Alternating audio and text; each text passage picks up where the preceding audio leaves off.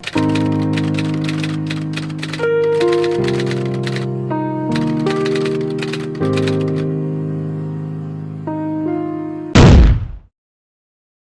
morning, John. It's Friday, June 29th.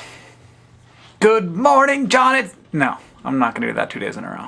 Thanks for yesterday's video. I'm really glad that we finally got to share some of what we saw in the Dominican Republic. It's kind of strange that I felt so grateful to be able to experience that. I guess I would have assumed that I was going to feel sad, or mostly really guilty. I was afraid I was going to feel extremely guilty. I was also afraid that I was going to feel extremely scared. But somehow I didn't feel either of those things. Maybe I should have, but I didn't. I guess I probably felt less scared because we had an armed guard with us the whole time. In its first year, this program had like 3 robberies, and they had to take some kind of steps to stop that. So now there's always a driver, and the driver has a gun. When we first got there, mostly I just felt really awkward and out of place. Obviously, it was a very different world from the one that I am used to. But what you didn't share with everybody yesterday, and what I think is really important to share, is that after we stood up in front of all those women who were having their graduation ceremony that day, we started to ask them questions. And we asked them questions like, what kind of business are you starting up? But then, they started asking us questions. And they asked us questions like, where are your sisters? And are you married? And then, they all argued about which one of us was cuter.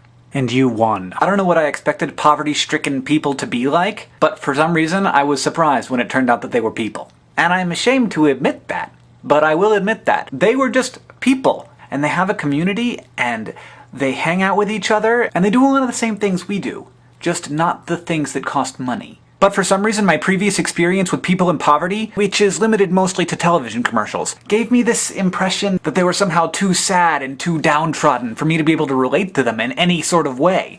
That's complete bullshit! They're totally just people! They just happen to be people in really horrible situations. And they were nice and funny, and if it wasn't, you know, scary and kind of depressing, I wouldn't mind hanging out with those kind of people.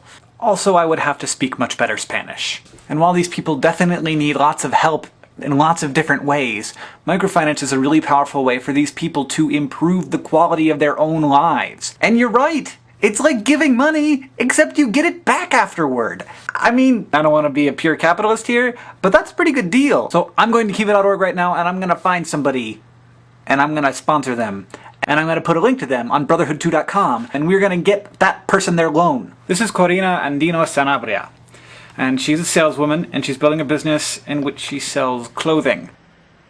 Right now she needs $575, and I'm going to loan her $200. There. Now she only needs $375. Look how happy she looks. I know what you're thinking. You're thinking, that was it? It was that easy? Yes, it's that easy, and then you get your money back in 6 months. And Karina gets to run her business. Basically, it's like investing, except that the interest rate isn't very good. You could invest your money in Exxon, but you wouldn't feel as good about that as I do about this. Kiva.org! I don't think anybody gets this excited about donating money ever. But it's not donating money! It's loaning money! But it feels like donating money. It feels good, but you get your money back. Microfinance. Yes! It's that easy! John, I'll see you on Monday.